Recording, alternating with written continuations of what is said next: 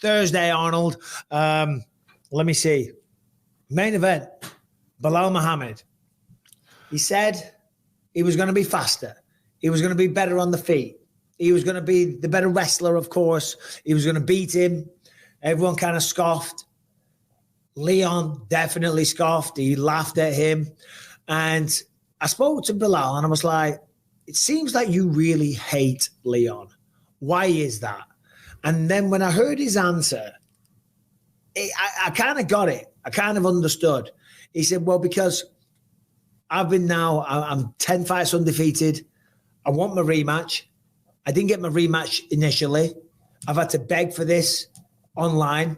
He's laughed at me. He's dismissed me. He's just brushed me aside. And all the while I've been trying to get this fight and he just kind of mocks me in every way. And he should know what that feels like because he had to go X amount of fights before he got a title fight. So he should know what this feels like. And he's doing the same thing to me. So when he said that, I was like, I kind of get it. I kind of understand. But when you have those emotions, you can use it to fuel you. And that's exactly what he did, man, because exactly what he did. Looked phenomenal. Yeah, he looked really so I went back and watched it because in my head I was like, man, Belal just dominated him. Leon looked like shit. Then I watched it. I don't know that it was so much Leon looked like shit. I think Belal just looked that good. I think he just looked that good. And I hate to, again, I hate to talk badly about Leon or say things that he's not going to like to hear, but I don't know that he had as off of a night as he's trying to tell himself that he did. I think that there maybe was some overlooking Belal a little bit, but I think it was too late before he realized it was a harder fight than he thought it was going to be. And I thought Belal stuck to a game plan. He was just gritty and I don't know that I've seen a more determined person in a fight like that. He was so focused the whole time. I thought his striking looked really good. He had a really nasty jab. I mean, the amount of times he snapped Leon's head back with just a very fundamentally sound jab was astounding. I mean, he just looked great everywhere. Yes, Harrington.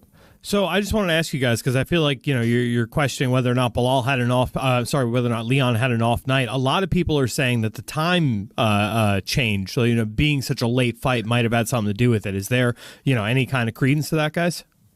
I don't think so. I don't think the time had any impact whatsoever. Maybe for Leon personally, but I think en masse, it doesn't matter. Certainly didn't cause Tom Aspinall to have a bad night. Bobby didn't have a bad night. And I see people online as well with that kind of theory as well. UFC 204, last time they were in Manchester, last time they did a fight there that went on until 6 o'clock in the morning. Every single fight at UFC 204 was a finish, apart from mine, which went into a decision. But it got fight of the night before you all start. So it was all finishes. I don't think that had anything to do with it. I think it had more to do with the fact, as you said, Belal, he wasn't using his hands to set up the takedowns. A lot of the time you throw some shots because you want the hands to come up to reveal the hips so you can level change and get in. He wasn't doing that. He was throwing the hands to throw hands. To hurt him. That's the big difference. And he was connecting. And when he was hitting the shots, snapping his head back, right? And then Leon's having a moment of realization, thinking, crap, what's going on? Whoa. Before he can gather his thoughts, he's picked up, slammed down. At one point, picked up, spiked clean on his head. I mean, I thought that could have been it. Yeah. So I want to go back to this time change thing because I've been on this rant with some of my friends. And I don't even care. I'm just going to say it. The absolute arrogance in some of these fighters to think what they do is so hard they have to go around and change and flip these schedules. Every time I fought out of the country, I just stay on whatever time I'm on. I sleep when I'm tired. I'm awake when I'm awake. Okay. Like, first of all, if you're an American and you went to Manchester and your plan was to flip your schedule and start training at weird times and waking up at weird times and then try to fight, you're an idiot. you're fighting on American time? Why the hell would you come to England, switch to England time, and then try to flip it back? Just stay on American time. I don't think anyone did that unless they're an absolute moron. A couple of them did. Absolute idiots. Like, but also name names. The name the names. Name and shame. The arrogance of these guys that all they're doing is going and getting in a fist fight. I get it. You think that you're the highest operating person on the planet that day or that night, so you think it's got to be super perfect. What do we think is happening when these ER doctors or these neuro brain surgeons that have been up for 2 days, they go to sleep for 18 minutes, and then a car crash comes in and they got to go in with these 2 little microscope things and do brain surgery on 8 minutes of sleep in the last 24 hours on a goddamn screen with no sleep. They do it just fine. They operate at the highest level possible, saving goddamn lives on 0 sleep just fine. Being a 5-hour surgery, no problem. You can't go fight for 15 minutes because you're a little tired. That's crazy to me that you're that arrogant that you think it's that important. Like, it's that big of a difference. It's crazy. I do agree. There would be some argument to saying that maybe it's not peak optimal performance. However, everyone's in the same boat, so it doesn't matter. Right. You've all got the same situation. I don't think it's so much the fighters. I know there was a couple of grumblings here and there initially, I think. But I think it was some fans. It's some typical UFC haters, you know, that just always hate on anything the UFC do simply because it's the cool thing to do. And, you know, because they ain't got all to do with the sport anymore. Well, I hate hearing it because it's not like we haven't done it. Like, I get it. It's not the most ideal thing in the world. But like, it's not convenient. Did the referee say, "Are you ready? Are you ready?" And Mike, and you went, "Oh, a little tired." So, like, never. I fought on every continent, all over the bloody planet. I fought South America, North America, Europe, Asia, Australasia. Where else is there? Did you ever change your schedule? I didn't fight in Africa. No, I didn't. No, it is what it is. Yeah, and it never, ever affected me once. I fought in Australia at the crack of dawn. I fought at 6, well, later in the morning then. I fought in Manchester at 6 a.m. I fought in Madison Square Garden at 1 a.m. I fought at 10 o'clock in Brazil. I fought in the middle of the day sometimes. It doesn't matter. I have never, ever once gone, whoa, shit. You know why? Because you have 2 months to get ready for this. You're in a blessed position anyway because you're living out your dream. You're getting paid.